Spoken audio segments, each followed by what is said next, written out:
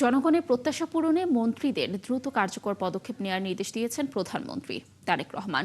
সকালে মন্ত্রিপরিষদ বিভাগে নতুন মন্ত্রিসভার বৈঠকে এই নির্দেশ দেন তিনি।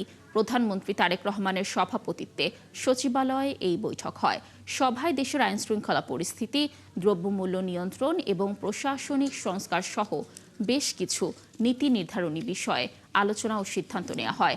সকাল 10টায় শুরু হওয়া এই বৈঠকে মন্ত্রিসভার সদস্য এবং সংশ্লিষ্ট সচিবরা উপস্থিত ছিলেন।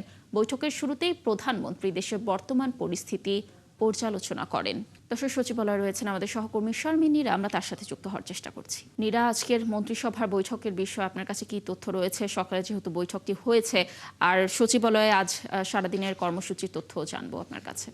লাবণী, ধন্যবাদ আপনাকে। সাধারণত মন্ত্রিসভার বৈঠকের পরে বিস্তারিত কি কি বিষয় নিয়ে আলোচনা হয়ে থাকে, এজেন্ডা তো থাকেই, সেটি আসলে ক্যাবিনেট সচিব যিনি রয়েছেন তিনি ব্রিফ করলে আমাদের পূর্বাভিজ্ঞতা যেটি তার কাছ থেকে বিস্তারিতভাবে জানা যায়। তবে আমরা যতটুকু জানতে পেরেছি সেটি হচ্ছে কৃষি ঋণ সংক্রান্ত প্রস্তাবের অনুমোদন দিয়েছে এবং অপটিক্যাল ব্রাইটেনার, কালার গার্ড এবং ডার্ট লক সমৃদ্ধ অ্যাডভান্স ফর্মুলায় এলো নতুন রে ডিটারজেন্ট পাউডার। এটি নিয়ে আসলে আলাপ আলোচনা হয়েছে।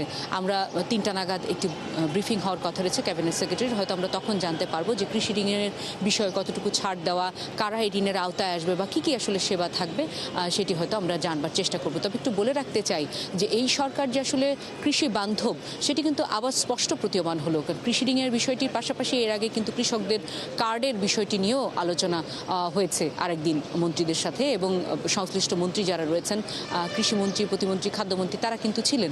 সুতরাং কৃষি বান্ধব এবং পাশাপাশি এই সরকার যে জনগণ বান্ধব সেটাও কিন্তু ফ্যামিলি কার্ডের যে সিদ্ধান্ত, প্রথম বৈঠকেই কিন্তু তিনি ফ্যামিলি কার্ডের নির্দেশনা দিয়েছিলেন এবং সেটি আগামী মাসের 10 তারিখ থেকেই কিন্তু, অর্থাৎ ঈদের আগে থেকেই চালু হচ্ছে পাইলটিং আকারে। সুতরাং এই সরকারের কার্যক্রম একরকম স্পষ্ট হয়ে যাচ্ছে। এবং একটু বলতে চাই যে আজকে প্রথম ক্যাবিনেট বৈঠকটি রয়েছে। আমরাও আসলে গণমাধ্যম কর্মীরা মুখিয়ে আছি যে এর আগে মন্ত্রণালয় ধরে তো প্রধানমন্ত্রী তারেক রহমান নির্দেশনা দিয়েছেন, কিন্তু এখন ক্যাবিনেটের মাধ্যমে কি ধরনের সিদ্ধান্ত তিনি দিচ্ছেন সেটি হয়তো আমরা জানার জন্য অপেক্ষা করব।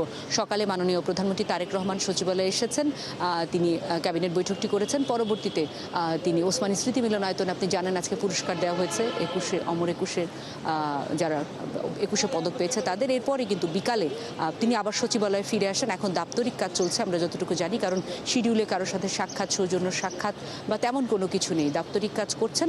এবং পরবর্তীতে দুপুর নাগাদ তিনি আবার আজকে বইমেলার উদ্বোধনের জন্য যাবেন। তো আমরা আসলে লাবণী রয়েছি যে মাননীয় প্রধানমন্ত্রী কি নির্দেশনা দিলেন প্রথম ক্যাবিনেটে সেটি আসলে জানবার জন্য। লাবণী। নীরা, ধন্যবাদ আমাদের সাথে যুক্ত থাকার জন্য। নিশ্চয়ই আপনি যখন নির্দেশনার বিষয়ে জানতে পারবেন আমরা আবার আপনার সাথে যুক্ত হয়ে সেই তথ্য দর্শকদেরকে জানানোর চেষ্টা করব।